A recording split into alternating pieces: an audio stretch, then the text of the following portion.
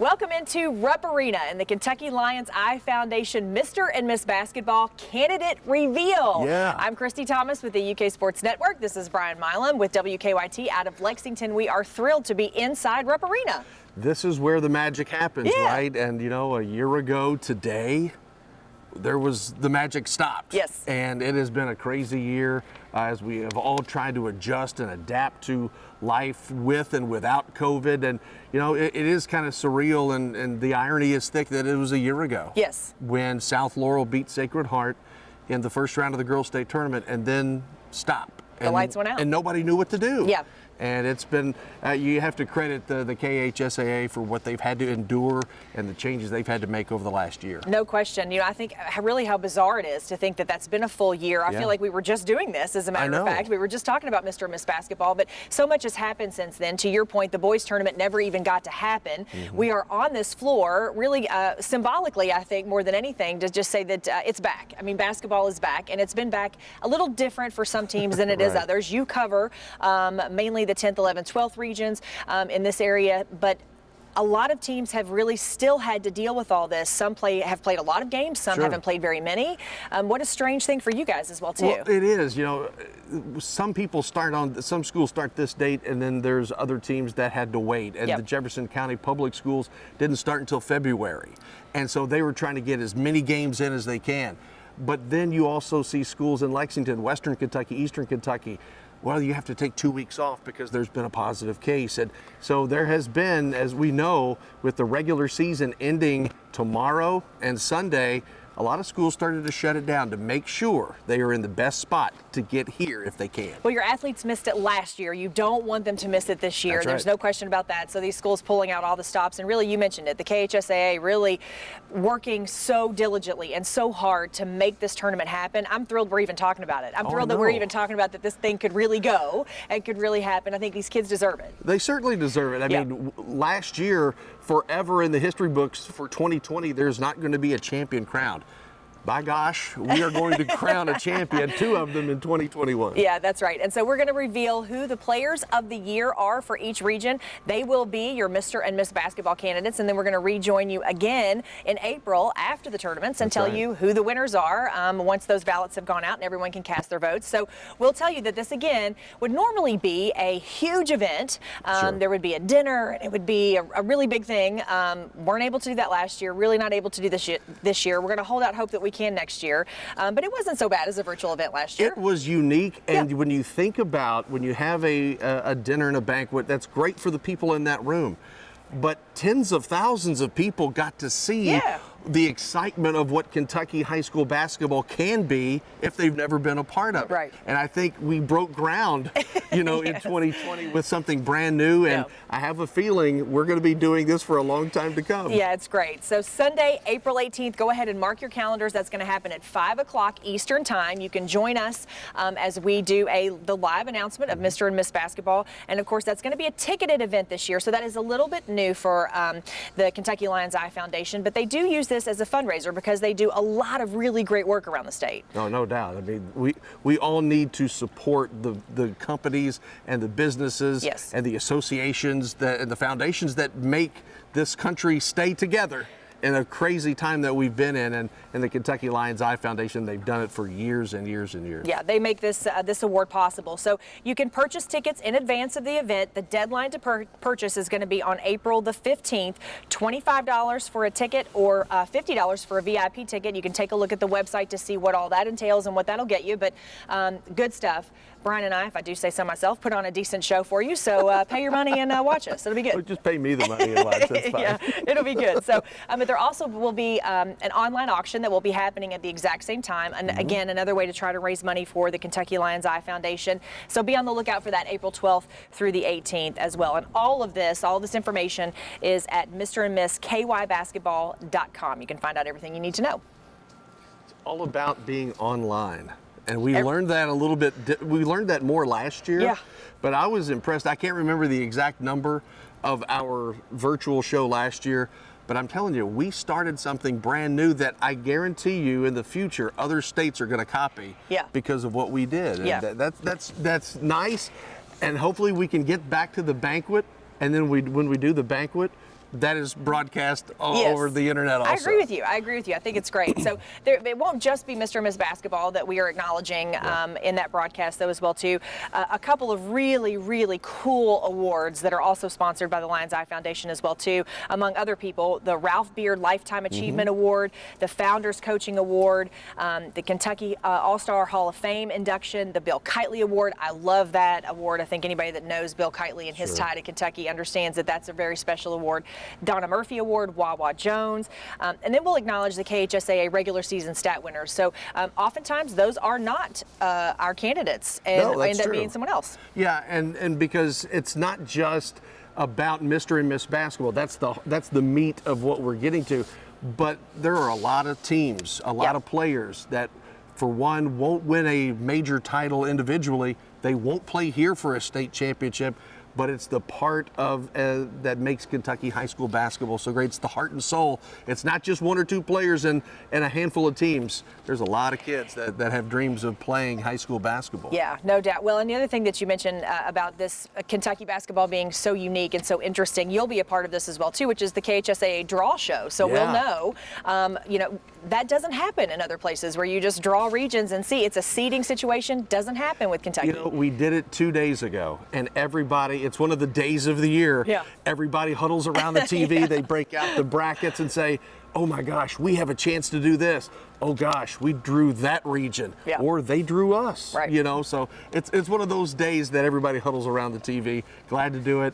And it's a loaded bracket, depending on how you look at it. Yeah, for sure. Absolutely. All right, so before we get to it and get going, we want to thank a lot of people, of course, the Kentucky Lions Eye Foundation, but in addition to Morgan Stanley, Larry Pusateri, UK Healthcare Advanced Eye Care, the Louisville Downtown Lions Club, Lexington Lions Club, Republic Bank, Strothman and Company, Bluegrass Orthopedics, Balfour, and of course Prep Spin. That's who's working behind the cameras to make all this happen. And really, without Prep Spin, I'm not sure we could have gotten on the air last year and done this. That's true. And there's a lot of, and because of Prep Spin, and I was telling William earlier, he did something years ago that other people are starting to copy now. Yeah. So pressure's on the king of stream to stay one step ahead, but he does a heck of a job. Prep Spin, and it's everyone involved. They do something that you could hold on to. When we played, games weren't on there was no internet. There was nothing like that. So we still kind of watch those old VHS tapes or DVDs.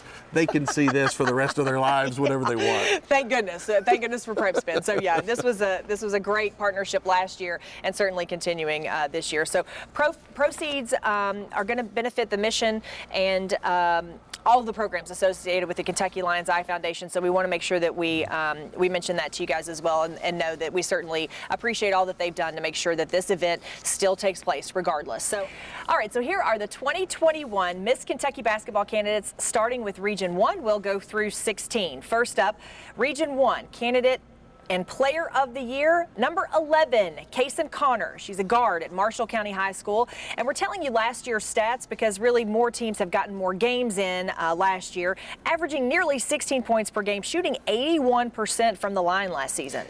Our Region 2 candidate and Player of the Year is Sadie Worth, a guard at Henderson County High School, wears the number 15 for the Lady Colonels. Scored 315 points last season, averaging 4.5 rebounds a game this season. Coming out of Region 3, candidate and Player of the Year, number 22, Aaliyah Mucker from Breckenridge County. She's a forward for the Lady Tigers and averaged 12 points per game, shooting 80% from the line. Led her team in rebounds with almost 7.5 per game. Let's move to Region 4. Candidate and Player of the Year is a Lady Raider, Lucy Patterson, a guard forward from Warren East High School. Led her team in scoring last season, 17 points a game, shot 71% from the line, 8.5 rebounds per outing. All right, Region 5, God's country. You know that. That's down where I'm from, my neck of the woods down there. So our candidate and Player of the Year out of the 5th region is Ella Thompson. She's a forward at Bethlehem High School. She led her team in scoring and rebounds last season, 568 total points for her and averaging nearly 9 rebounds a game. Now we get to the real God's country, right. Region 6. We go to Crumbs Lane, Shively, Kentucky, for the Region 6 Player and Candidate of the Year for the Butler Bearats. You know, that's Tierra East. She averaged 13.5 points last year, 71.5% at the free throw line. And hey, like if you get God's country, I get a little bit too. The Fighting Brian Milans, right? That's just so you all know. It's an alum right here. So very proud, no doubt. All right, Region 7 candidate and player of the year, Taylor Price, a forward at Central High School, wears number 25 for the Yellow Jackets and averaged 12 points per game last season and just over 5 boards. And Central has had a heck of a year this year. Candidate and player of the year for Region number 8 is Brenna Blackburn from South Oldham High School, a forward for the Lady Dragons and was the leading scorer for her team a year ago. Averages 75.5 points a game from the 75.5% from the free throw stripe, setting a school record with 73 made threes. Not that ain't bad. bad. Yeah, that's a sharpshooter right there. Our Region 9 candidate and player of the year, number 3, Bree Crittenden, a guard forward from Ryle High School. We know a thing or two about Ryle, don't we? They won it last year. Yep, so here we go. All right, she led the Lady Raiders in scoring with 512 points last season, averaged 78, almost 79% from the free throw line. And we move to Region 10 for the candidate and player of the year is Maya Meredith. Wears the number 5 for the Scott Lady Eagles.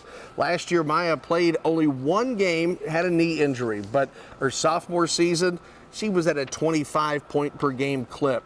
78.7% from the free throw line, 8 rebounds a game, leading the team. Moving on to Region 11, the candidate and player of the year is Brooklyn Miles, a point guard from Franklin County. She led the Lady Flyers in scoring with 738 points last season. That's almost 22 per game average. She's heading to the University of Tennessee. In Region 12, Macy Blevins, a guard for the Lady Cards of Wayne County High School. She's the Region 12 candidate and player of the year. Blevins leading her Lady Cardinals in scoring, 21 points per game, 8 rebounds an outing as well.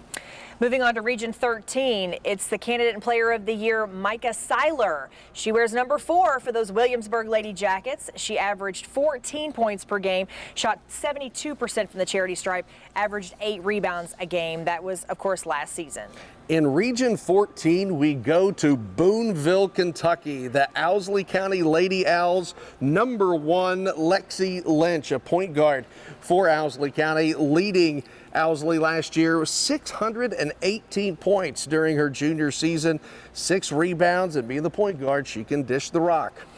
Region 15 candidate and player of the year, Katie Moore, wearing number 12 for the Lady Jaguars at Floyd Central High School. Moore led her team in scoring last year with 19.8. You know what? I'm going to call that 20. I think 19.8 per game is good for 20. Averaging 67% from the free throw line, and then led her team in rebounds, and I'm going to call this 10. 9.9 rebounds per game. That sounds like 10 to me. And our final candidate and player of the year from Region 16 is number 14 for the Boyd County Lady Lions, Harley Painter, and she is a scorer, a shooting guard for Boyd County, leading the Lady Lions in points, rebounds, 22 points per game, and 8 rebounds a contest. All right, so as we take a look at all 16 of these players of the year, first of all, congratulations on being named player of the year for your region, being a candidate for Miss Basketball. Obviously, a very well-deserved honor. You've all worked very hard, so congratulations. But as you look at these 16 names, what strikes you about this group? You cover a lot of these kids and have watched them play for a while. Well, there's diversity. Yeah. You know, that's one thing we saw last year. You would see the 5'2" point guard, and you would see the 6'2" post player. You see all kinds of different styles, and that's one thing I love. You know, last year Ryle got the Miss Basketball. They're trying to do it again with Bree Crittenden, and if that was to happen, it would only be the 2nd time ever. Sacred Heart with Crystal Kelly and Carly Ormerod, they didn't do too bad. That was quite a run. For Sacred Heart, and so we'll see if history does repeat itself, but it's a balanced field like they all are. Yeah, and I think that, you know, being able to see, to your point, we talked about it earlier, sometimes you'll see these candidates in the state tournament, and sometimes you will not. So I think those players that you do have a chance to see here at Rupp Arena have a great opportunity. But I love the fact that you don't have to get here to be able to be considered one of the best in the state. In this case, you are the best player. Yes. You don't have to be on the best team. Right. And we have seen winners of the award, Mr. and Miss Basketball, over the years, not necessarily play on a championship caliber team.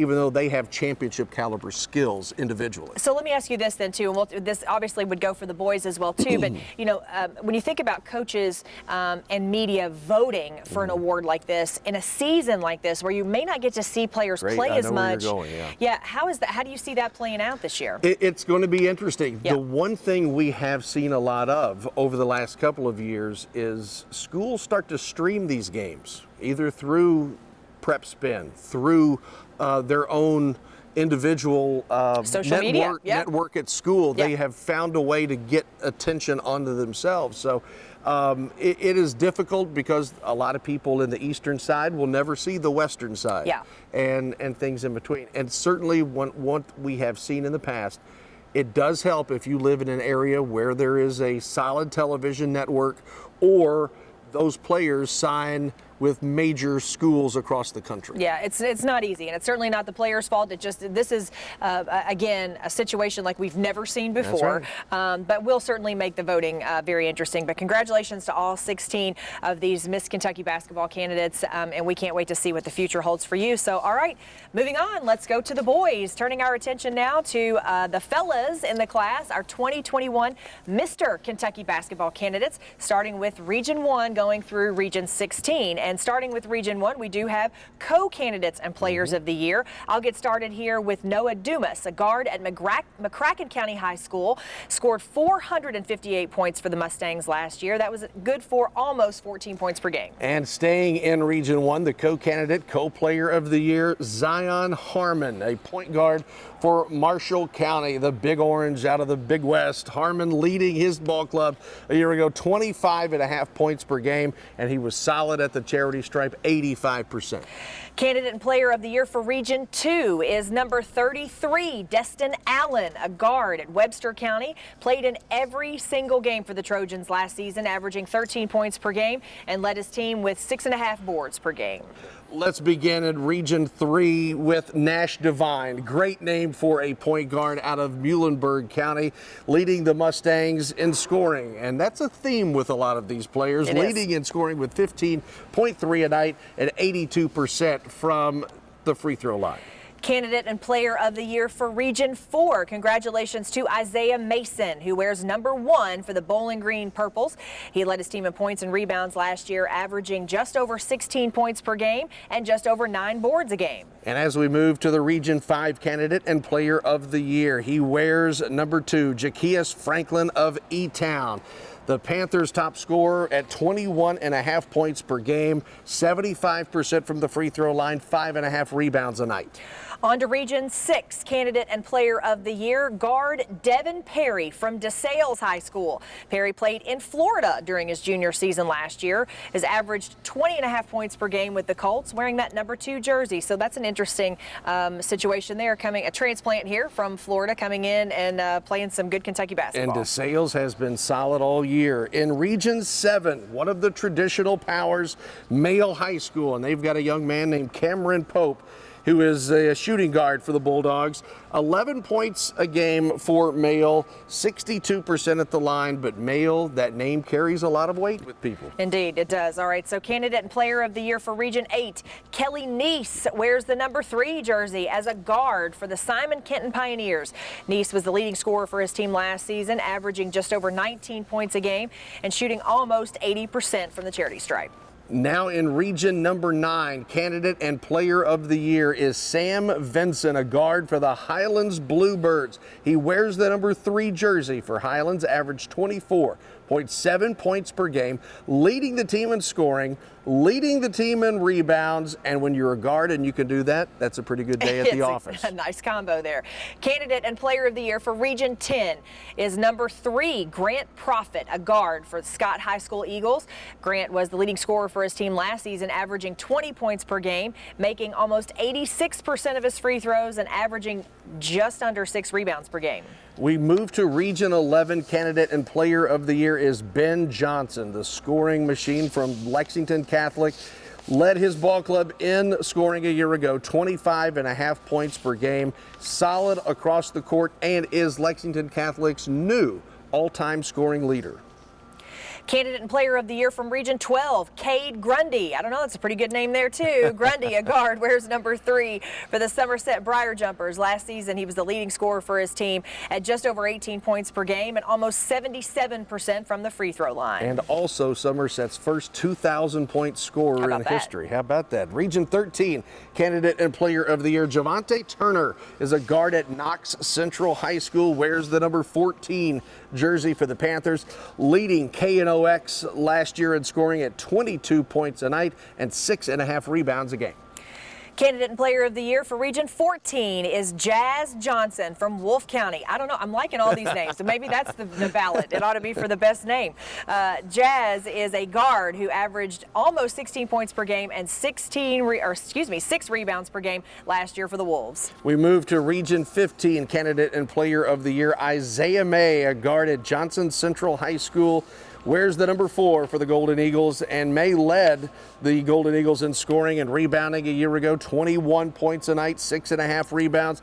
Solid at the line too. A lot of these players, great free throw shooters. Listen, that just says they're good fundamentally.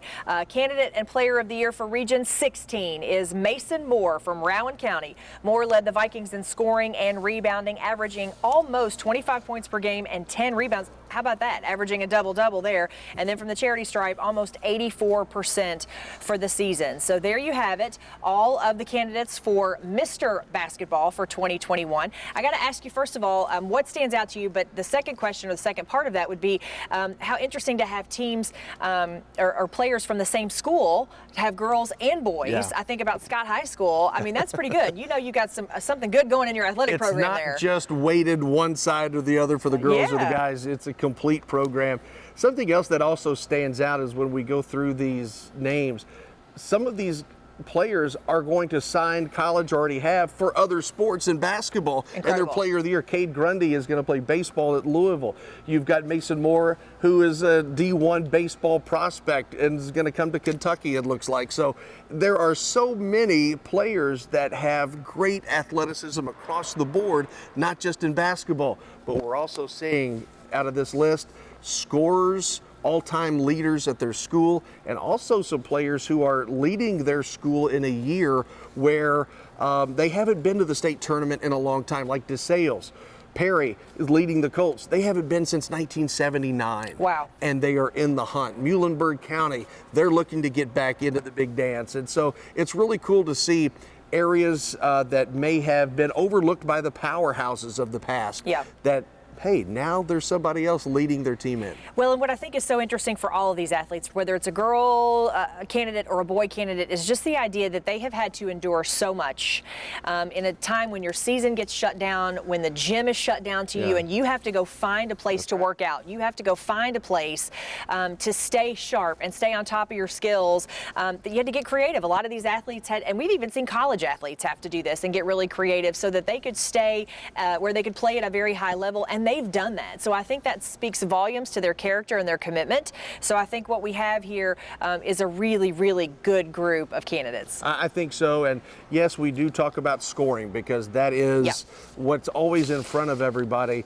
But you've also got some good defensive players on this list also. It's not just about the points, but that is certainly what sells tickets, is putting the ball in the hole. Well, it's kind of like a quarterback for the football team, right? I mean, everybody knows who the quarterback is, and they're, they're the ones everybody's paying attention to. So let's tell you a little bit about how this voting will happen.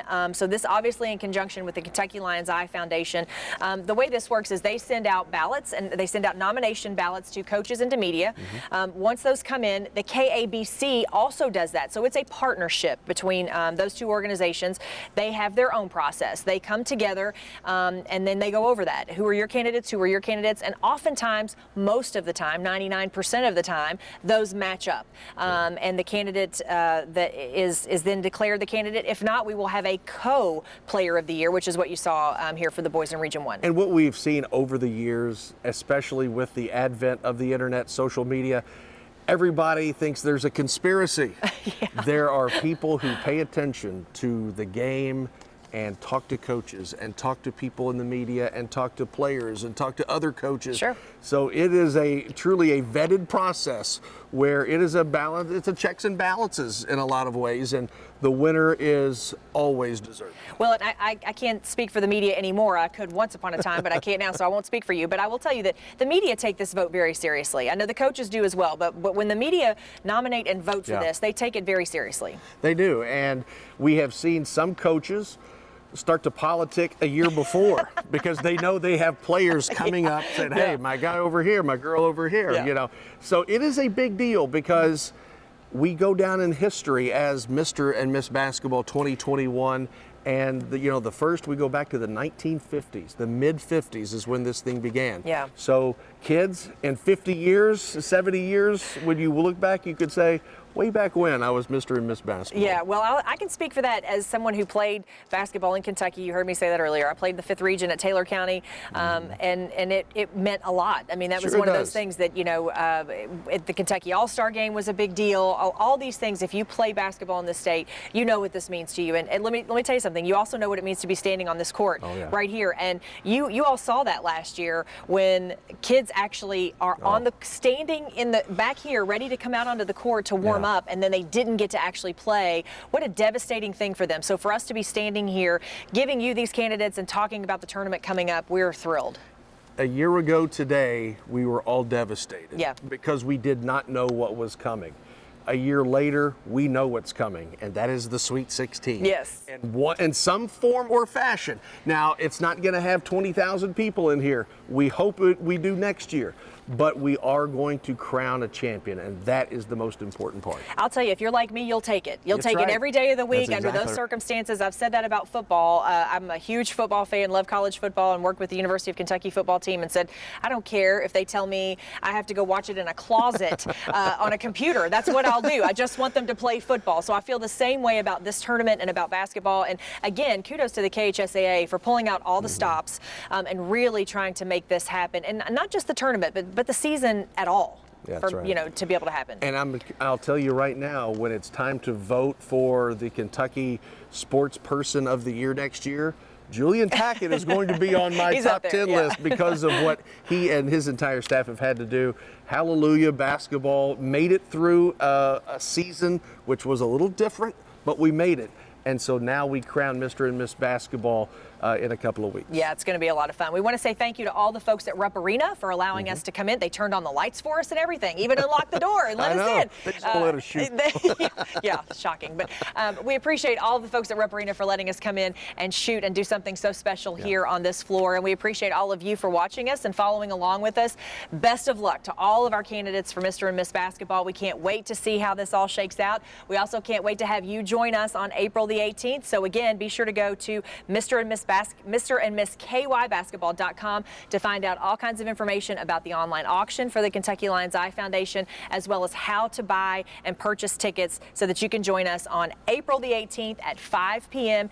Eastern Time. So, Brian, thanks so much for joining me. Thank you. Looking forward to it. Doing it again. It's going to be great. We'll see you on April the 18th.